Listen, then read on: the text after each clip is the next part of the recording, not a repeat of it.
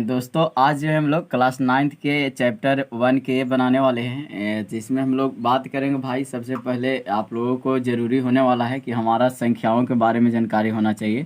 तो देखिए, अगर संख्याओं की बात करें तो संख्याओं में सबसे पहले आप लोग समझ रहे होंगे कि हमारा जो है प्राकृत संख्या को जानना जरूरी होता है। प्राकृत संख्या जिसको आप लोग प्राकृतिक संख्या के नाम से भी जानते हैं, ठीक ना। तो आखिरकार ये प्राकृतिक संख्या कहते किसको हैं, ठीक ना। तो इसको अगर बात किया जाए भाई तो इंग्लिश में हम लोग नेचुरल नंबर के नाम से जानते हैं।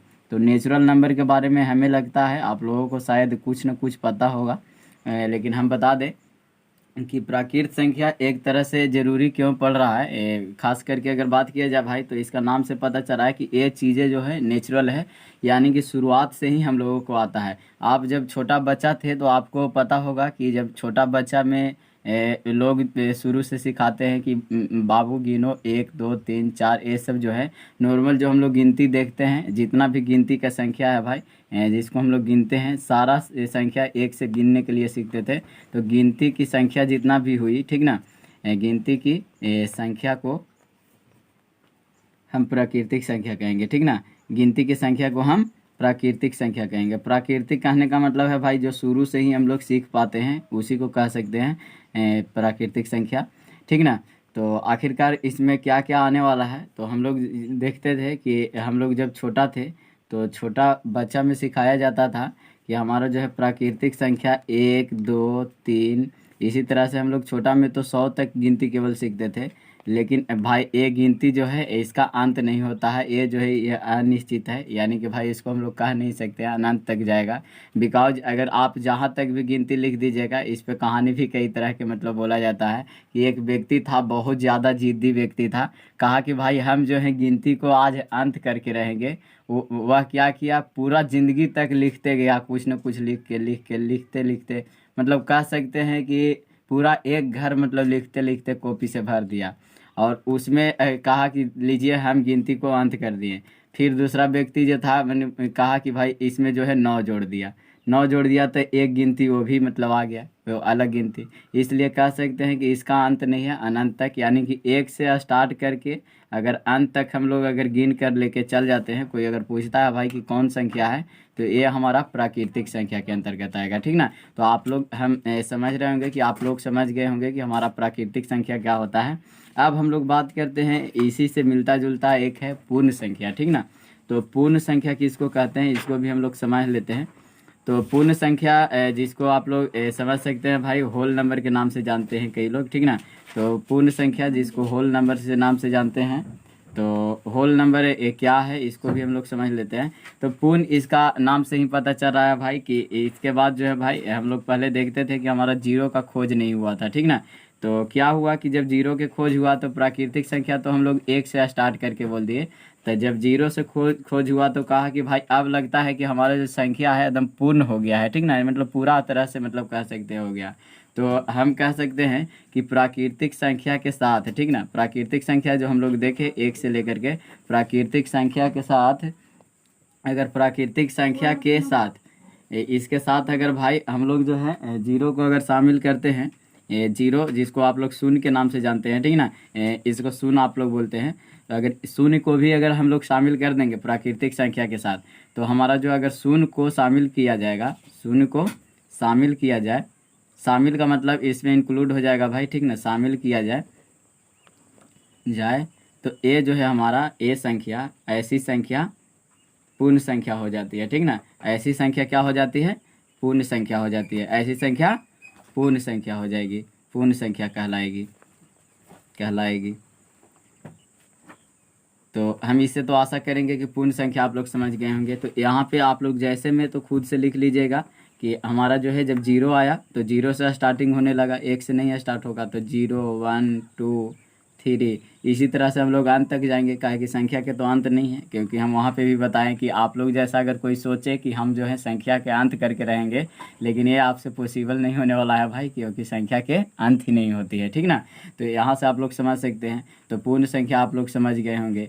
अब कई लोग बात करते हैं कि हमारा कई चीज़ ऐसे हैं जो विभाज्यता के नियम को फॉलो करते हुए भी संख्या बनाती है, तो उसके बारे में भी हम लोग समझ लेते हैं।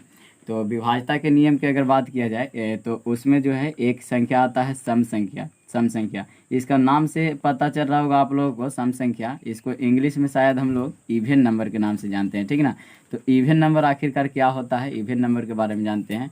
तो नाम से अगर बात करें, सम का मतलब है बराबर। बराबर कहने का मतलब है इसमें परिभाषा कहता है कि जो 2 से भाग देने पर, ठीक ना, जो 2 से भाग देने पर पूर्णतः विभाजित हो जाता है, ठीक ना। पूर्णतः विभाजित हो जाता है,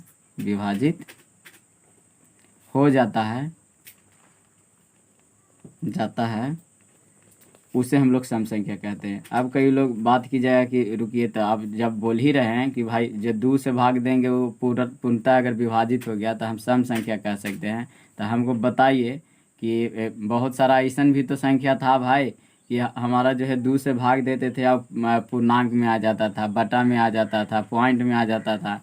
तो ऐसा भी संख्या है तो वो भी तो पूर्णतः विभाजित हो जा रहा है, क्योंकि बाद में हम लोग शांत पढ़ते हैं। तो भाई यहाँ पे कहने का मतलब है, पूर्णतः का मतलब यहाँ हुआ मतलब पूरी तरह, यानी कि जो है जो हम लोग देखते हैं नेचुरल नंबर ही आना चाहिए, ठीक ना। यानी कि यहाँ पे जो है हमारा नेचुरल नंबर कहने का मतलब है प्राकृतिक संख्या में से कोई ना कोई प्राप्त होना चाहिए, तब जो है हमारा सम संख्या के अंतर्गत आएगा। तो इसके अंतर्गत जो है हमारा भाई स्टार्ट अगर कीजिएगा तो जैसे में हो जाएगा हमारा जो 2 है, 2 खुद जो है इससे हमारा जो है भाग लग जाता है 2 से, फिर उसके बाद 4 हो गया, 6 हो गया, 8 हो गया। यानी कि इसी तरह से 2 के अगर गुणज के बात किया जाए, इसी के गुना के रूप में अगर हम लोग बात करें, तो ये सब जो हमारा संख्याएं बनेगी वो हमारा क्या हो जाएगी, सम संख्या, ठीक ना। तो सम संख्या कह सकते हैं भाई कि हमारा जो है जो 2 से भाग पूर्णतः लगता है उसको हम लोग सम संख्या कहेंगे, ठीक ना। अब हम लोग आगे बढ़ते हैं, इसी का एक उल्टा है जो कहता है भाई कि हम 2 से भाग नहीं लगेंगे तो हमको कहाँ रखेगा, तो उसको हम लोग कहीं नहीं रखेंगे भाई, यहीं पे कॉपी में ही रखेंगे। उसको भी थोड़ा हम लोग जान लेते हैं। तो एक है विषम संख्या जिसको आप लोग ओड नंबर के नाम से जानते हैं, ठीक ना। विषम संख्या को भी हम लोग समझ लेते हैं, विषम संख्या क्या है, जिसको ओड नंबर आप लोग इंग्लिश में जानते हैं। तो ओड नंबर को भी हम लोग समझ लेते हैं। तो ओड नंबर कहता है जो 2 से पूर्णतः भाग नहीं लगता है, ठीक ना। जो 2 से पूर्णतः भाग नहीं लगता है, पूर्णतः मतलब पूरी तरह भाग नहीं लगता, पूर्णतः भाग नहीं लगता है, उसे हम क्या कहेंगे, विषम संख्या। उसे विषम संख्या कहेंगे। इसको अगर जैसे में लिखना चाहिएगा तो 2 से भाग नहीं लगेगा भाई, तो आप कहिए अब 2 से भाग नहीं, जब भी होगा तो 2 से तो बड़ा होगा, तो 2 से भाग न लगने वाला कौन हो सकता है, 3 हो सकता है, 3 नहीं लगेगा। फिर उसके बाद क्या हो जाएगा, 5 हो जाएगा। फिर उसके बाद क्या हो सकता है, 7 हो सकता है, 9 हो सकता है, इसी तरह 11 हो सकता है। ऐसे जाए तो हमारा देख रहे होंगे कि 2 का अंतर सब में जा रहा है, ठीक ना। अगर 2 का अंतर लेते जाइएगा जो 2 से पूर्णतः विभाजित नहीं होता है, इसी तरह अनंत तक जा सकते हैं, वो हमारा विषम संख्या के अंतर्गत आएगा, यानी कि ओड नंबर के अंतर्गत आएगा। तो यहाँ आप लोग समझे कि प्राकृतिक संख्या क्या होता है, पूर्ण संख्या क्या होता है, सम और विषम को समझे। अब थोड़ा सा आगे आने वाला है, आप लोगों को समझ सकते हैं, हमारा पूर्णांक संख्या आने वाला है, ठीक ना। पूर्णांक संख्या आने से पहले आप लोगों को जानना होगा धनात्मक संख्या और ऋणात्मक संख्या के बारे में, ठीक ना। तो देखिए भाई, धनात्मक संख्या क्या होता है, धनात्मक संख्या के बारे में अगर समझ लीजिएगा तो आप लोगों को आसानी ये होगा कि हमारा धनात्मक संख्या जिसको आप लोग पॉजिटिव नंबर के नाम से जानते हैं, ये पॉजिटिव नंबर है, ठीक ना। तो धनात्मक संख्या जिसको हम लोग कह सकते हैं भाई जो हमारा धन प्रदान करता है, यानी कि धन कहने का मतलब है जितना भी पॉजिटिव है, यानी कि 0 के बाद जो भी संख्या देखने को मिलता है, यानी कि यहाँ पे कह सकते हैं कि हमारा 1 से लेकर के जितना भी संख्या होगा, यानी कि धन वाले संख्याओं को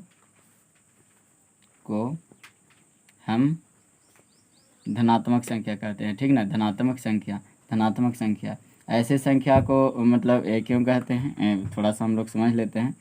यहाँ पे क्या होता है कि आप लोग समझते होंगे कि हमारा जो गिनती स्टार्ट हुआ था भाई 1 से स्टार्ट किए थे, लेकिन फिर भी बाद में खोज हुआ 0 के, तो 0 हुआ, उसको पूर्ण संख्या बोले, ठीक ना। तो ये जो 0 है इसको हम लोग किसी में नहीं रखते हैं, ना ये धनात्मक है ना ऋणात्मक है। 1 से जो स्टार्ट होगा जिसके पहले समझ सकते हैं, कुछ नहीं है तो प्लस हम लोग समझते हैं, तो हमारा +1 हो गया, +2 हो गया, 3 हो गया, 4 हो गया, सबके पहले प्लस समझ लीजिए, ठीक ना। यानी कि जो धन वाले संख्या होते हैं, यानी कि जो प्लस के साथ होते हैं, आप लोग को पता होगा जितना भी संख्या है सब प्लस के ही साथ होते हैं, ठीक ना। तो इसमें क्या हुआ, इस तरह से अगर अनंत तक हम लोग जाएंगे, यहाँ तो मतलब इसका कोई लिमिट नहीं है भाई, ठीक ना। तो ये जो हमारा हुआ धनात्मक संख्या हुआ। तो आप लोग समझ सकते हैं कि 1 से स्टार्ट करके अनंत तक जाएंगे, यानी कि प्राकृतिक संख्या ही खास करके आ रहा है, ठीक ना। तो प्राकृतिक संख्या जितना है सब धनात्मक संख्या के अंतर्गत रखा गया है, ठीक ना। अब एक आएगा भाई ऋणात्मक संख्या, किसको कहते हैं। तो ऋणात्मक संख्या आप लोग समझ लीजिए ऋणात्मक संख्या है क्या। तो ऋणात्मक संख्या जिसको आप लोग निगेटिव नंबर के नाम से जानते हैं, निगेटिव नंबर हुआ ये, ठीक ना। तो निगेटिव नंबर क्या है, थोड़ा सा इसको, तो इसमें जो है ऋण वाले संख्या को मतलब बोला जाता है ऋण वाले संख्या। ऋण वाले संख्या कहने का मतलब है भाई कि ऋण वाले कौन कौन से संख्या हो सकते हैं, थोड़ा सा देख लेते हैं। तो ऋण वाला संख्या कहने का मतलब है भाई, इसमें देख रहे थे कि हमारा प्लस था, तो अब की जो हमारा संख्या आएगा वो हमारा क्या चीज़ से आएगा, माइनस से आएगा, यानी कि -1 हो जाएगा, -2, -3, -4, ये जो हमारा है। इसी तरह से अगर अंत तक भी चल जाइएगा भाई, तो ये जो हमारा आएगा ये ऋणात्मक संख्या के नाम से जाना जाता है, ठीक ना। अब कई लोग जो हैं इसके बाद जो है हमारा जो है धनात्मक ऋणात्मक के बारे में समझ में आ गया। तो एक संख्या आता है बहुत ही कन्फ्यूजन लेस कह सकते हैं, यानी कि कई लोग की कन्फ्यूजन रहता है, लेकिन उसमें जो है आप आज के बाद जो है कन्फ्यूजन नहीं होगा। तो आप लोग समझ सकते हैं वो जो हमारा है पूर्णांक संख्या के नाम से जाना जाता है, ठीक ना। कई लोग के नहीं आता है पूर्णांक क्या होता है, पूर्णांक संख्या। पूर्णांक संख्या इसको शायद इंग्लिश में हम लोग इंटीजर नंबर के नाम से जानते हैं, ठीक ना, इंटीजर नंबर के नाम से जानते हैं। तो इंटीजर नंबर क्या होता है इसको थोड़ा सा हम लोग समझ सकते हैं। तो यहाँ हम लोग धनात्मक और ऋणात्मक इसलिए पढ़े थे कि इंटीजर नंबर भी पता चल जाए। तो हम लोग जीरो के अलावा धनात्मक और ऋणात्मक संख्याओं को भी मिला देते हैं, तो हमारा इंटीजर नंबर हो जाता है। यानी कि जितना भी पूर्णांक का मतलब हुआ पूरा पूरा अंक होना चाहिए, ठीक ना। पूरा पूरा अंक यानी कि माइनस में भी लीजिएगा तो हम देखते हैं कि हमारा पूरा पूरा अंक ही होता है, और प्लस में भी पूरा पूरा अंक होता है। यानी कि कह सकते हैं भाई धनात्मक तथा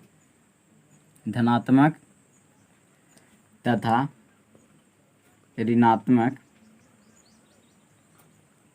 संख्याओं के समूह को हम पूर्णांक संख्या कहेंगे, ठीक ना। हम पूर्णांक संख्या कहेंगे, हम नहीं आप लोग मतलब पूरा आ गया भाई, हम का मतलब बहुवचन में भी प्रयोग हो रहा है, ठीक ना।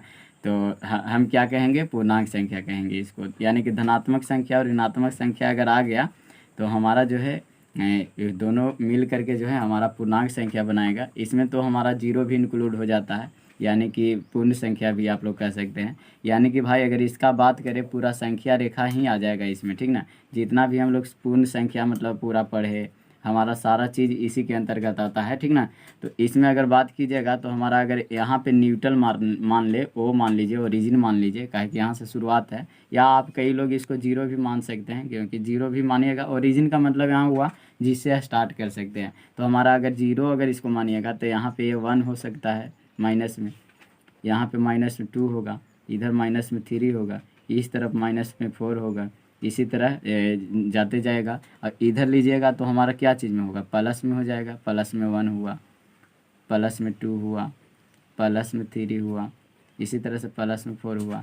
यानी कि यहाँ पे क्या देख रहे हैं, पहला तो ऋणात्मक संख्या देख रहे हैं, निगेटिव नंबर जिसको आप लोग बोल रहे हैं, ठीक ना। तो निगेटिव नंबर पहला हुआ। फिर उसके बाद इधर देख रहे होंगे, इधर जा रहे होंगे तो हमारा क्या चीज़ देखने को मिल रहा है, इधर देख रहे होंगे कि हमारा धनात्मक संख्या है, यानी कि पॉजिटिव नंबर देखने को मिल रहा है।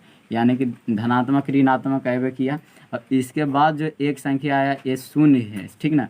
शून्य पूर्णांक के नाम से इसको जानते हैं, शून्य पूर्णांक, शून्य पूर्णांक। हम लोग तो भाई कई लोग जो हैं इसको इस अर्थी में बांट देते हैं, प्रकार में भी बांट देते हैं कि हमारा जो है ऋणात्मक पूर्णांक हो जाएगा, इस तरफ जो गया धनात्मक पूर्णांक हो गया, और ये जो शून्य बचा तो शून्य हमारा जो होगा शून्य पूर्णांक के नाम से जाना जाता है। अगर कई लोग पूछ दे कि हमारा पूर्णांक के कितना मतलब भेद होता है, प्रकार होता है, तो आप लोग बोलिएगा कि हमारा जो है पूर्णांक के जो है 3 भेद होते हैं, यानी कि 3 प्रकार होते हैं।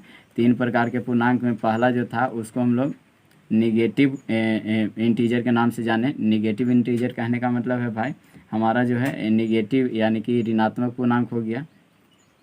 और उसके बाद जो था पॉजिटिव इंटीजर था, ठीक ना। पॉजिटिव इंटीजर कहने का मतलब है जितना भी धनात्मक पूर्णांक है वो हो जाएगा। और इसके अलावा एक था जो हमारा जीरो था, उसको हम लोग शून्य पूर्णांक के नाम से जाने, यानी कि जीरो इंटीजर उसको बोलेंगे, ठीक ना। तो जीरो इंटीजर, इस तरह से हम लोग समझ सकते हैं कि हमारा जितना भी इसमें है कि क्वेश्चन आप लोगों को समझ में आया। लेकिन अब जो हम लोग एक जानते हैं वो भी बहुत ज़रूरी है, क्योंकि भाई अभी तो नहीं देखने को मिलेगा उतना, लेकिन बाद में ज़रूर देखने को मिलेगा परिमेय संख्या और अपरिमेय संख्या के बारे में। ऐसे तो कई लोग जो हैं भाज्य संख्या और अभाज्य संख्या को भी बताते हैं, तो थोड़ा सा शॉर्ट में हम लोग देख लेते हैं भाज्य और अभाज्य को भी, ठीक ना।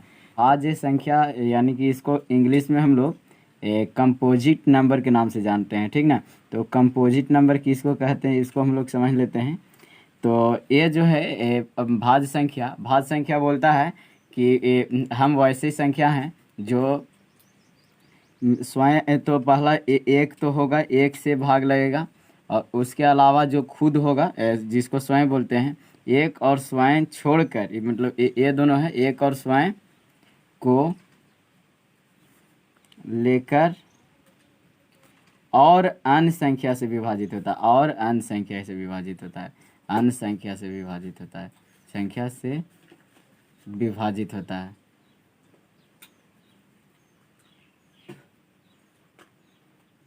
देखिए इस तरह का जो है मतलब एक और स्वयं छोड़कर और अन्य किसी संख्या को मतलब विभाजित होता है, यानी कि एक और स्वयं कहने का मतलब है भाई एक से तो हर संख्या विभाजित होता है, और स्वयं से भी सब संख्या विभाजित होता होगा, ऐसा तो आप लोग देखते ही होंगे। और इसको अगर छोड़ दे, मैंने इसको मतलब साथ ही अगर इंक्लूड कर ले ले, और इसके अलावा अगर बात किया जाए तो और अन्य जो संख्या है उससे भी विभाजित होता है, यानी कि एक और भी आ जाएगा तो उसको भाज्य संख्या बोलेंगे। जैसे थोड़ा सा अगर जैसे कि बात किया जाए तो आप लोग अगर देखिएगा हमारा जो है 9 एक संख्या है, ठीक ना।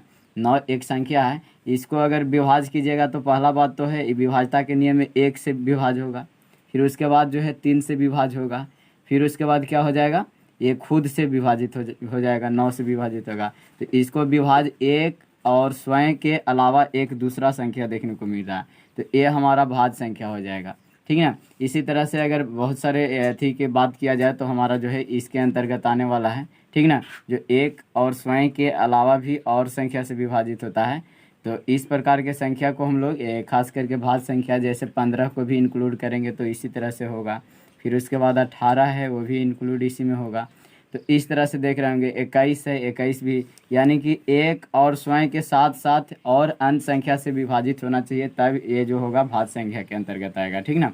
अब इसी का एक उल्टा होता है अभाज्य संख्या, इसका नाम से पता चल रहा होगा भाई कि ये अभाज्य का बात करेगा, यानी कि इसमें केवल एक और स्वयं से ही काटना चाहिए, ठीक ना। यानी कि कहने का मतलब है अभाज्य संख्या का, इसको कई लोग रूढ़ संख्या के भी नाम से जानते हैं, इसको इंग्लिश में हम लोग प्राइम नंबर के नाम से जानते हैं। प्राइम नंबर, प्राइम का मतलब मुख्य भी होता है भाई, ठीक ना। मुख्य कहने का मतलब है ये जो संख्या है एक तरह से मुख्य संख्या माना जाता है, ठीक ना, यानी कि प्रधान संख्या है ये। तो यहाँ कहता है कि एक और स्वयं के अलावा कोई अन्य संख्या से विभाजित नहीं होने वाला संख्या या अभाज्य संख्या कहलाता है। एक और स्वयं के अलावा कोई अन्य संख्या से विभाजित नहीं होने वाला संख्या हमारा अभाज्य संख्या, या तो इसको रूढ़ संख्या भी कहते हैं। थोड़ा सा अगर इसका बात किया जाए भाई कि हमारा जो है किस तरह से ये काम करता है, तो हम लोग जैसे में देखें अगर, तो जैसे में अगर बात कीजिएगा तो हमारा 2 से स्टार्ट हो सकता है। 2 देखते हैं, 2 एक और स्वयं के अलावा अन्य किसी संख्या से नहीं, पहला तो बात है 1 होगा और ये 2 खुद होगा, इससे विभाज्य होता है।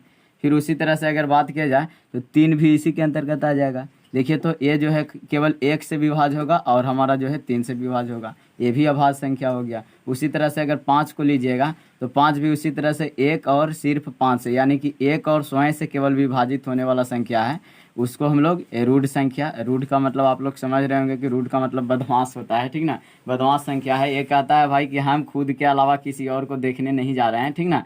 तो ये जो है कुछ अलग खास तरह का मतलब जो है संख्या माना जाता है। कई लोग सह या भाज्य को भी पढ़ाते हैं, बट इसका ज़्यादा ज़रूरत नहीं है क्योंकि हर जगह ये देखने को मिलता नहीं है, ठीक ना। तो आगे हम लोग बढ़ते हैं। जिसको हम लोग बहुत ही बेसब्री से इंतजार कर रहे थे परिमेय संख्या के बारे में, ठीक ना। तो आखिरकार भाई परिमेय संख्या कहते किसको हैं? परिमेय संख्या हम लोग समझ लेते हैं, जिसको हम लोग खास करके रेशनल नंबर के नाम से जानते हैं। रेशनल नंबर परिमेय संख्या को थोड़ा सा हम लोग समझ लेते हैं। परिमेय संख्या भाई, इसका कहने का मतलब है परिमेय संख्या हमेशा बोलता है कि हम जो है पी बटे क्यू के रूप में होंगे, लेकिन भाई हम दोनों जो पी और क्यू होगा वो पूर्णांक होना चाहिए। यानी कि इसमें जो शर्त है, आगे शर्त हम लोग जानते हैं कि हमारा परिमेय संख्या होने के लिए कौन कौन से शर्त की ज़रूरत होती है। शर्त समझते हैं। इसमें पी और क्यू जो है ये पूर्णांक होना चाहिए। ये पहला बात बोलता है भाई कि ये जो है पी और क्यू जो है ये पूर्णांक होना चाहिए। अगर पूर्णांक नहीं होगा भाई तो वो हमारा जो है कह सकते हैं कि हमारा पी और क्यू पूर्णांक नहीं होगा तो हमारा परिमेय संख्या के अंतर्गत नहीं रखा जाना चाहिए, ठीक ना। इसके अलावा फिर बोल रहा था कि हमारा क्यू जो है 0 के बराबर नहीं होना चाहिए। यानी कि क्यू जो है क्यू का मतलब यहाँ पे क्या समझ सकते हैं, हमारा डिनोमिनेटर होता है वो होना चाहिए। ये 0 के बराबर नहीं होगा तब हम लोग समझेंगे कि ये परिमेय संख्या है। यानी कि इसको अगर परिभाषा के रूप में हम लोग बात करें तो वैसी संख्या जो पी बाई क्यू के रूप में प्रदर्शित किया जाता है। प्रदर्शित का मतलब दर्शाया जाता है, दिखाया जाता है, प्रदर्शित किया जाता है, ठीक ना। प्रदर्शित किया जाता है तो उसे हम परिमेय संख्या कहते हैं। परिमेय संख्या कहते हैं। लेकिन भाई यहाँ शर्त बोला कि हमारा जो है पी और क्यू पूर्णांक होना चाहिए। ये नहीं कि भाई पॉइंट में भी आप लोग लिख दीजिए पी को और क्यू को, तो ये नहीं होगा। बिकॉज आप लोग समझ सकते हैं 0.2 बटा में अगर कुछ लिख दीजिएगा, इधर अगर पूरा नहीं रहेगा, 3.3/2 लिखा गया, तो ये जो हमारा बटा में ही है, लेकिन इसको हम लोग परिमेय संख्या के अंतर्गत नहीं मानेंगे।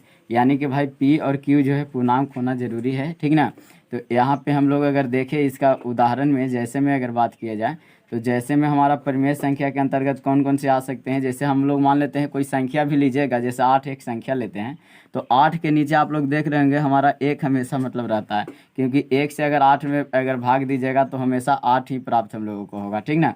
तो ये जो देख रहे हैं हमारा पी बटे क्यू के रूप में देखा जा रहा है, ठीक ना। और ये दोनों जो है हम लोगों को पूर्णांक देखने को मिल रहा है, और हमारा एक क्यू जो है नॉट इक्वल टू 0 है। तो ये जो हमारा जितना भी बटा में दिखते हैं तो वो जो हमारा आएगा परिमेय संख्या के अंतर्गत आ जाएगा, ठीक ना। तो भाई अभी तक तो हम लोगों को परिमेय संख्या तक ही पढ़ने के लिए दिया है, क्योंकि भाई हमारा जो है 9th क्लास के सिलेबस में ज़्यादातर परिमेय संख्या निकालने के लिए बोला है, और वहाँ तक ऐसे आप लोग 10th क्लास में जाइएगा तो हमारा जो है वास्तविक संख्या के अंतर्गत परिमेय और अपरिमेय संख्या को भी देखने को मिलता है।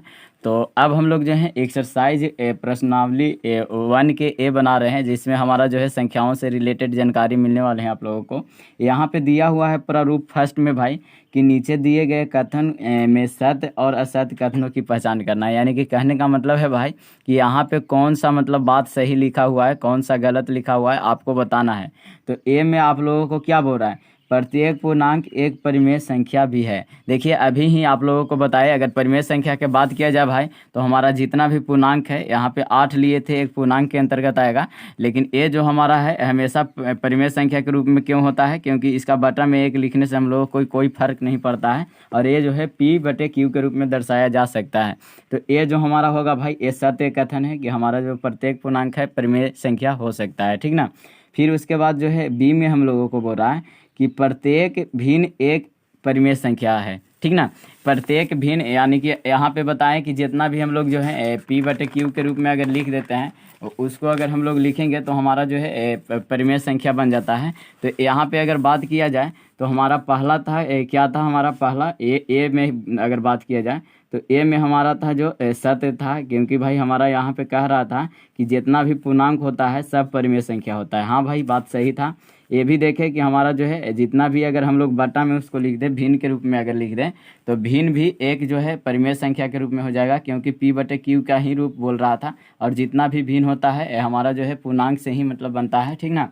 तो ये भी हमारा जो है सत्य कथन हो गया। और इसके अलावा अगर बात किया जाए भाई, तो हमारा तीसरा सी में बोल रहा है कि प्रत्येक प्राकृत संख्या एक पूर्ण संख्या होती है। हाँ, ये भी बात सही है, क्योंकि जितना भी प्राकृत संख्या हम लोग देखते हैं 1 से स्टार्ट होता है, लेकिन हमारा पूर्ण संख्या कितना से स्टार्ट होता है? 0 से होता है। तो जितना भी हमारा प्राकृत संख्या है वो पूर्ण संख्या के अंतर्गत आ जाएगा। तो हमारा ये भी कथन हुआ हमारा सत्य के अंतर्गत आ जाएगा। ये भी बात सही है भाई, ठीक ना।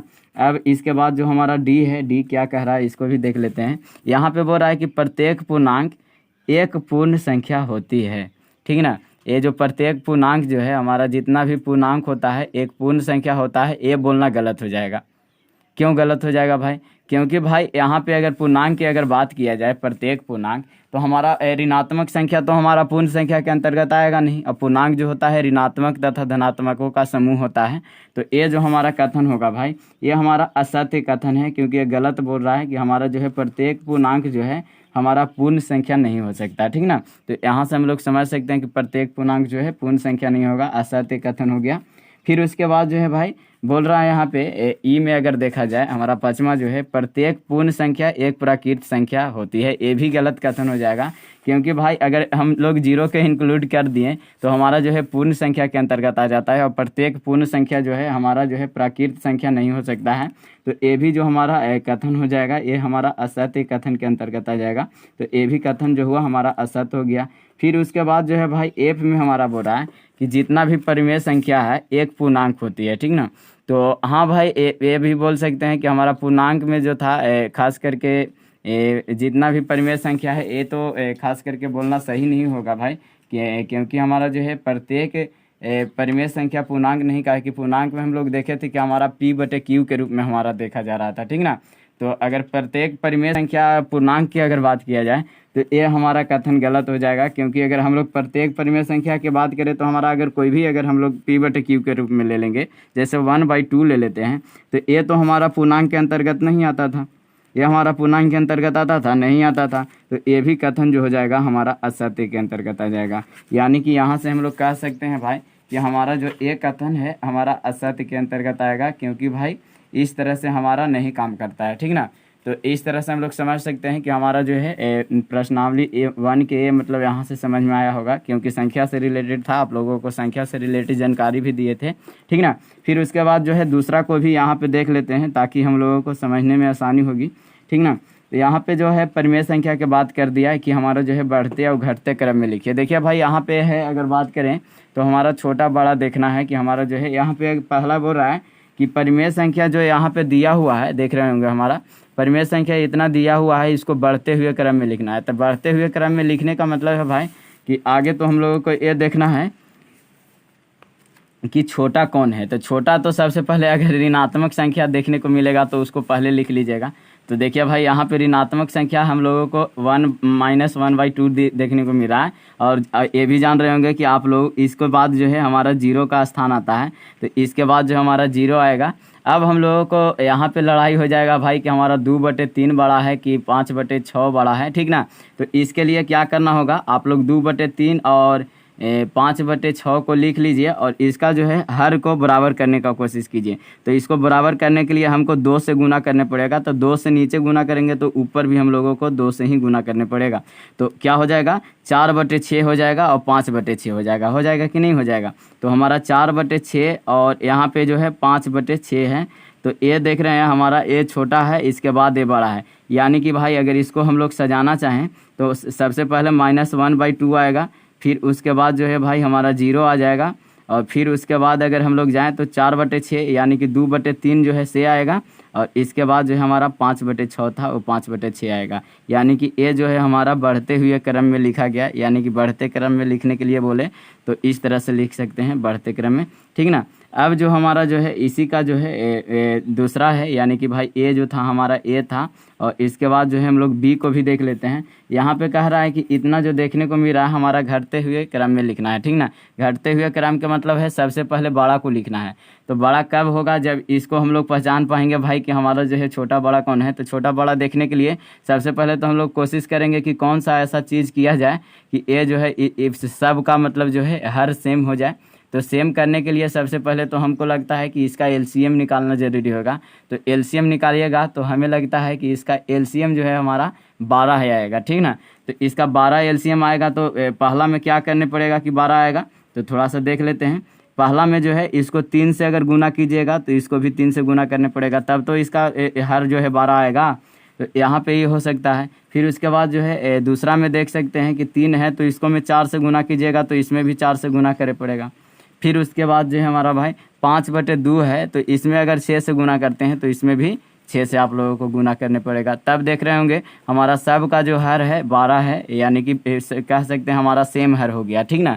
जब हर जो है सेम हो जाता है तो इसके बाद हम लोगों को क्या प्रोसेस अपनाने पड़ता है, थोड़ा सा आप लोगों को बता दें कि अब तो हमारा सबसे बड़ा चेक करना है। तो बड़ा कब चेक कर पाएंगे, जो मेरा ज़्यादा ऊपर रहेगा उसको कह सकते हैं। तो देखिए यहाँ जो है 9/12 हो गया, फिर उसके बाद जो है 16/12 हो गया, और फिर उसके बाद जो है भाई 30/12 हो गया। इसमें देख रहे होंगे भाई हमारा जो है आगे बड़ा कौन है, आगे बड़ा ए है, इसके बाद बड़ा ए है, यानी कि कह सकते हैं इसको अगर हम लोग घटते क्रम में लिखेंगे तो 30/12 लिखाएगा आगे, उसके बाद भाई 16/12 लिखाएगा, यानी कि फिर उसके बाद जो है भाई 9/12। अगर इस तरह से लिखना चाहेंगे तो बड़ा यहाँ हो गया, इस तरह से देख रहे होंगे।